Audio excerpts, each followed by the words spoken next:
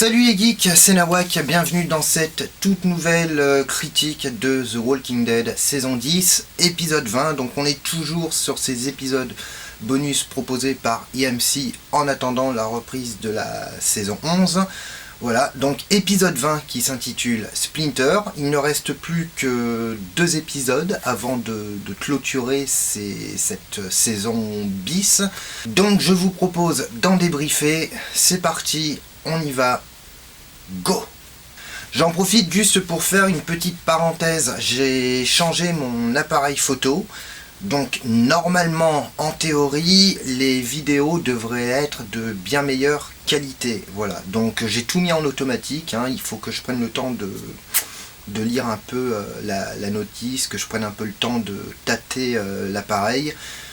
Mais normalement, en termes de qualité d'image, il devrait y avoir quand même ça devrait être quand même un gros changement. Épisode 20, saison 10 de The Walking Dead. Donc c'est un épisode, l'épisode s'intitule Splinter. Et sincèrement, alors je sais pas vous, mais moi personnellement, je sais pas quoi du tout en penser. Alors c'est un épisode, alors ce qu'il y a de bien, c'est qu'en fait on reprend directement à l'épisode 16 de la saison 10 de The Walking Dead. On retrouve nos personnages là où on les avait laissés. Donc on retrouve le groupe composé de Eskiel, Eugène, Yumiko et Princesse confrontés au Commonwealth. Alors, petit détail assez intéressant, c'est que nous, téléspectateurs, si on connaît le comics, on sait qu'il s'agit du Commonwealth. Par contre, eux, notre groupe de personnages, eux ne le savent pas.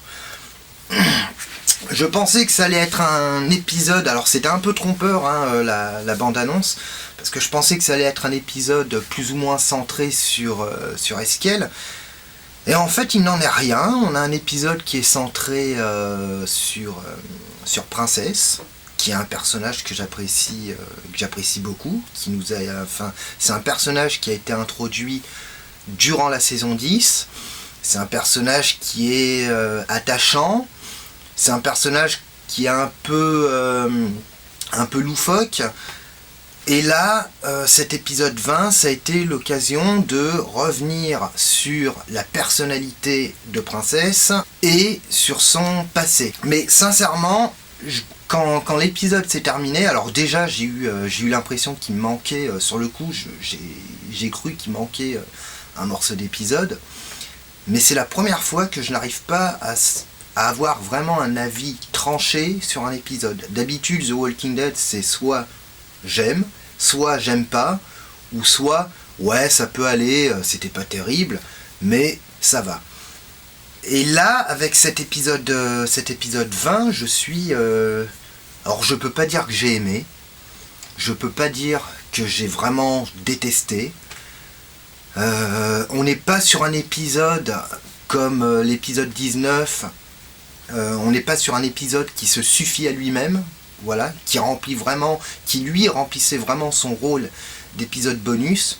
Là on est sur quelque chose de particulier, mais j'arrive pas vraiment à savoir quoi. Et en fait, ce que j'ai l'impression, c'est que cet épisode tente d'apporter des réponses tout en restant plus ou moins silencieux. Et j'ai l'impression en fait que c'est un épisode qui fait du surplace. Alors vous avez vu l'épisode comme moi, donc je vais pas vous le raconter en détail. Et d'ailleurs c'est même pas un épisode qu'on peut vraiment raconter. C'est pas un épisode qui, d'un point de vue structure, comporte par exemple un début, un milieu et une fin. Concrètement comme c'était le cas avec l'épisode 19. Donc on retrouve nos personnages qui sont donc arrêtés par les membres du Commonwealth, par les soldats. Ils se font emprisonner dans des wagons, voilà, et ça va être l'occasion en fait de se focaliser sur le personnage de Princesse, aussi bien sur sa personnalité que sur son histoire entre guillemets. Et ensuite, on va s'intéresser au personnage, et ensuite, on a la fameuse fin où en fait, Princesse se fait recouvrir la tête d'une cagoule, et on a une espèce de faux cliffhanger. Alors, c'est un épisode qui se focalise sur Princesse, qui se focalise plus ou moins, j'ai envie de dire maladroitement, sur le passé du personnage et sur sa personnalité. Alors, si je dois prendre l'aspect personnalité, bon, c'était pas non plus super, mais c'était pas trop mal. Il y a quand même de bonnes idées dans cet épisode, notamment le fameux le motif de l'écharde, donc Splinter en anglais qui signifie écharde. Alors, je sais pas trop, vous n'hésitez pas à me dire ce que vous en avez pensé, mais j'ai l'impression que le motif de l'écharde, c'est ce qui nous permet en fait de discerner, on va dire plus ou moins la réalité des hallucinations. Donc moi j'en ai conclu que à partir du moment où Princesse discute avec Yumiko qui se trouve dans l'autre wagon, elle s'enfonce une écharde dans le doigt, et je me dis que c'est à partir de là en fait qu'elle hallucine. Et à partir du moment où elle arrive à retirer l'écharde de son doigt à la fin de l'épisode, c'est à partir de là où en fait on est dans la réalité. Pour moi, le gros défaut de cet épisode, c'est qu'en fait, en ce qui concerne, quand on découvre le passé de Princesse, donc on devine que visiblement c'est un personnage qui a quand même, apparemment, qui a bien morflé durant son enfance. Le gros problème, à mon sens, c'est qu'il manque des flashbacks pour accompagner les répliques de Princesse quand elle évoque notamment sa mère et son père. C'est quelque chose... pour moi, ça manque clairement de scènes pour illustrer ses propos. On est sur des épisodes bonus, et c'est ce qui a été souligné dans pas mal de critiques, et j'avais souligné dans mes précédentes vidéos. On est sur des épisodes bonus, mais en termes de moyens, en termes de budget, on sent quand même qu'on est sur des épisodes un peu, j'ai envie de dire, low cost. On prend l'épisode 17 qui était centré sur Maggie, par exemple. Quand Maggie raconte à Daryl ce qui lui est arrivé, c'est quelque chose, on avait envie de le voir. Là, alors ça a été le cas par exemple avec Daryl, quand il raconte à Carol son aventure avec Léa, on a les flashbacks, donc on a l'image qui accompagne ce que raconte Daryl. Là, le problème avec Princesse, c'est en fait on est dans le même cas qu'avec Maggie. On n'a aucun flashback, on n'a aucune scène. Et le problème, c'est que ça manque cruellement. Et l'épisode, j'arrive pas vraiment à... C'est délicat parce que je n'ai pas détesté l'épisode, mais c'est un épisode auquel je n'ai pas accroché. Et le problème, c'est que là, sur un épisode comme ça, on ressent clairement le manque de moyens. Parce que si on avait eu des flashbacks pour nous montrer ce qu'avait vécu Princesse, forcément, on aurait... je dis pas que ça aurait été quand même un plus non négligeable. Alors, c'est un épisode qui permet de mettre en lumière les troubles, on va dire, de Princesse. À savoir, donc, c'est une fille qui souffre visiblement d'anxiété. C'est une fille qui souffre apparemment du syndrome de séparation. Et c'est une fille qui a énormément, qui visiblement a bien morflé durant son enfance. Le truc que j'ai quand même bien aimé, c'est on n'est pas dans le pathos, on n'essaye pas de nous mettre la larme aux yeux. L'épisode reste quand même assez juste dans sa manière de raconter. Et c'est vrai que Princesse, c'est quand même un personnage assez touchant. Alors c'est un personnage qui est drôle, on l'avait vu dans l'épisode 15 ou 16, je crois, de la saison 10. Et là, ça renforce tout ça. C'est vrai que c'est un personnage qui est attachant, c'est un personnage qui a quand même du charisme. Et là, à travers ces troubles, on se rend compte que Princesse souffre énormément du syndrome de séparation. Donc apparemment, il y a eu un drame, je ne sais pas trop lequel, c'est pour ça que j'aurais aimé des images pour raconter tout ça. Bon, apparemment, elle a vécu des drôles de trucs avec ses parents. C'est quelqu'un qui s'attache très facilement. Alors apparemment, il semble visiblement qu'elle soit très attachée à Yumiko, puisqu'elle elle se soucie de ce qui lui est arrivé. Elle se sent responsable du fait que Yumiko ait été passée à tabac par un des membres du Commonwealth. Et en termes... alors il y a un truc que j'ai plutôt trouvé sympa dans cet épisode, c'est quand Princesse, je sais pas si vous avez remarqué, quand elle se met à devenir anxieuse, elle récite les différentes capitales des différents États. Et le fait de réciter ces capitales, ça a presque un effet apaisant. Alors, est-ce qu'il y a un mystère autour de ces capitales ? Je sais pas. Ou est-ce qu'elle se contente simplement de les réciter comme ça ? Je sais pas. Est-ce que ça cache quelque chose ? Est-ce qu'il y a une signification derrière ? Sincèrement, je sais pas. Bon, je me dis que... Alors, c'est le truc avec The Walking Dead, c'est que généralement... Je dis bien généralement, ils ne laissent rien au hasard. Même si on a des explications qui sont complètement vaseuses, généralement quand on a des trucs comme ça, on finit toujours par voir l'explication après. Et l'épisode met en évidence la fragilité du personnage. Alors fragilité, alors c'est intéressant, mais est-ce que ça serait bien qu'il y ait... et là le problème c'est qu'on l'a pas dans cet épisode, c'est qu'il n'y a pas de...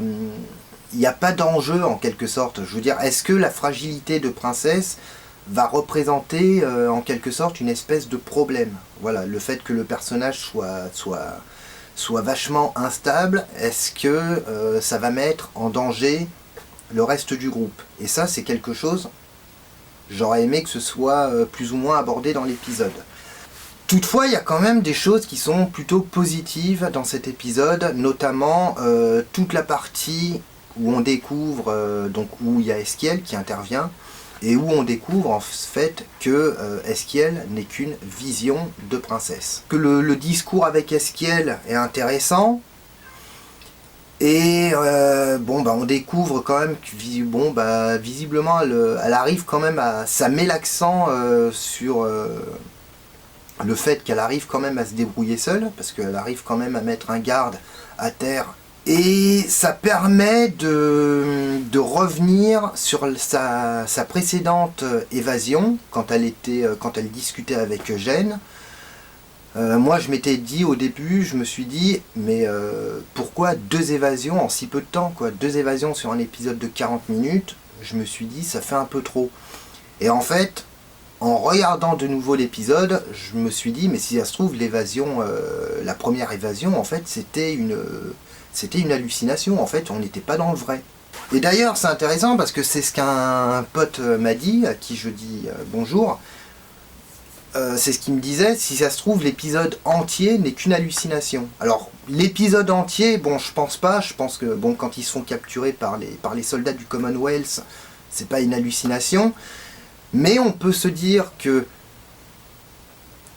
tout le milieu de l'épisode, en fait, pourquoi pas, ça pourrait être une hallucination. Ce qui fait qu'en fait, ce qui est vrai, c'est uniquement quand ils se font capturer, quand ils se font enfermer dans le wagon, et à la fin de l'épisode, quand elle se fait recouvrir la tête d'une capuche. Alors, il y a quelque chose qui est intéressant dans l'épisode, c'est le soldat qui intervient pour essayer de capturer Princesse. Alors nous, toujours pareil, on sait que le Commonwealth, c'est un groupe, on va dire, pacifiste. Et d'ailleurs, le soldat se présente à Princesse en disant que c'est un groupe pacifiste, mais qu'en quelque sorte, ils ont des règles auxquelles ils doivent obéir. C'est un protocole qu'ils doivent appliquer. C'est bien, mais encore une fois, le problème, c'est que cet épisode... Alors, je vais pas dire que l'épisode pose beaucoup de questions, mais le problème, c'est que l'épisode n'apporte strictement aucune réponse. Alors, on va avoir la saison 11, qui sera normalement dédiée au Commonwealth, et on sait qu'avec cette ultime saison 11, on sait que EMC n'a pas vraiment le droit à l'erreur. Et moi, ce que j'aurais aimé dans cet épisode bonus, c'est quand même qu'on nous apporte quelques explications. Et le problème, c'est que là, on a strictement rien. Alors, bon, l'intervention de ce soldat, c'était pas trop mal. Surtout la manière dont tous les deux vont comment dire, la manière dont ils arrivent, enfin, dont le soldat arrive à résoudre l'affaire, parce que bon, il s'est fait passer à tabac par Princesse, et il arrive à trouver une solution pour ne pas la mettre en danger elle, et pour ne pas se mettre en danger lui aussi par rapport à sa hiérarchie. Donc ça, c'était plutôt bien trouvé, c'était sympa. Il y a une scène que j'ai particulièrement aimée, moi, sur tout l'épisode. C'est la seule scène à laquelle j'ai vraiment accroché. C'est la scène où Princesse s'évade pour la deuxième fois et où elle est confrontée de nouveau à une vision de Eskiel qui est entourée de rôdeurs. Et j'ai trouvé cette scène vraiment belle, vraiment esthétique. Et c'est là où on se rend compte, enfin c'est là où tout va se jouer pour le personnage de Princesse, puisque, alors je sais pas, mais apparemment c'est son père qui lui parle, donc elle voit Eskiel, mais à travers Eskiel, apparemment c'est son père qui lui en parle, qui lui dit en quelque sorte que elle a la liberté devant elle, qu'elle peut partir, qu'elle est débrouillarde, et Princesse qui prend finalement la décision de rester avec son groupe qu'elle considère comme ses amis. Parce que c'est ce que veut soulever l'épisode, c'est qu'en fait Princesse souffre de la solitude. C'est quelqu'un qui a... Alors on ne sait pas si elle a rencontré beaucoup de gens, mais elle est vraiment attachée à ce nouveau groupe composé d'Eskiel, Eugène et Yumiko. Et c'est quelqu'un, je pense, qui est vraiment bienveillant. C'est quelqu'un d'un peu loufoque, c'est quelqu'un d'assez instable, mais on voit bien que Princesse est quand même un personnage bourré de bonnes intentions, et c'est quelqu'un qui est assez maladroit, mais qui n'est pas mal intentionné. Donc ça, c'est une scène que j'ai particulièrement aimée. Mais c'est ce que je vous dis, c'est... L'épisode était sympa, il y a de bonnes idées, notamment l'idée des hallucinations. Alors, on peut d'ailleurs le souligner, le thème des hallucinations, c'est quand même un motif qui revient régulièrement dans The Walking Dead. Après, ce qui était intéressant, c'est d'essayer de savoir où est la part de vérité et où se situent les hallucinations. Donc moi, je vous ai dit ce que j'en pensais. Mais le problème, c'est qu'on est sur un épisode de 40 minutes, donc format court. On est sur un épisode sur lequel il manque cruellement de budget. Donc l'épisode, j'ai l'impression qu'on a fait du surplace.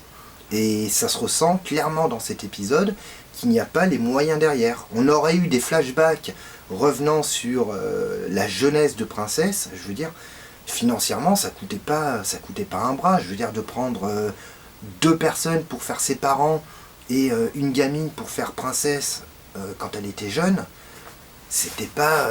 voilà. Mais en termes d'atmosphère, il y a quand même des trucs que j'ai bien aimés.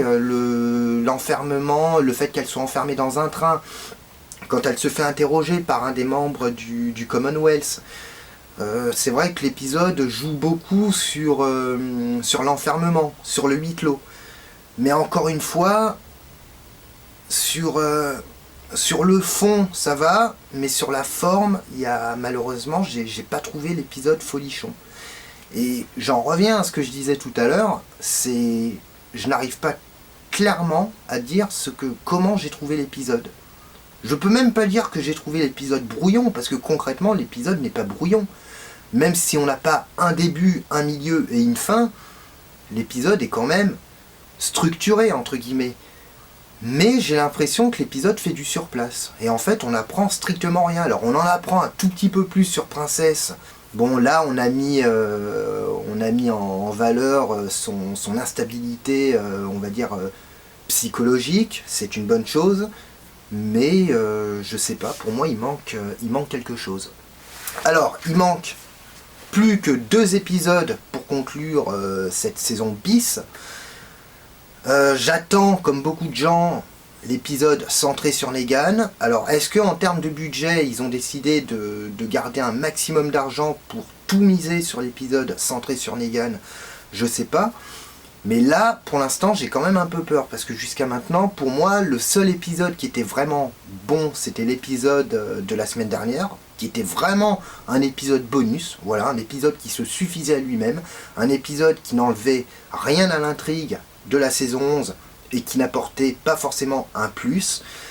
Mais là, on en est à... Ouais, on en est à l'épisode 20, il en reste plus que 2, et pour l'instant, je trouve que c'est vraiment moyen. Donc, attendons. Là, en plus, on a eu à la fin de l'épisode, on a eu une espèce de cliffhanger, donc on sait pas trop si le groupe, enfin, par rapport à la série, là, je parle pas par rapport aux comics, mais on sait pas trop si le groupe est bienveillant, ou si, au contraire, ils ont des intentions cachées. Bon, là, ils nous ont fait le coup du cliffhanger. Ma foi, c'était pas vraiment indispensable, voilà. Mais voilà, il manque quelque chose vraiment, il manque quelque chose de vraiment consistant à cet épisode pour me satisfaire. En tout cas, n'hésitez pas à me dire dans les commentaires ce que vous avez pensé de cet épisode. N'hésitez pas à me faire part de vos théories. N'hésitez pas à vous abonner, ça fait toujours plaisir. Et moi, je vous retrouve la semaine prochaine pour la critique de l'épisode 21, saison 10 de The Walking Dead. Et en attendant, je vous souhaite une excellente semaine. Ciao.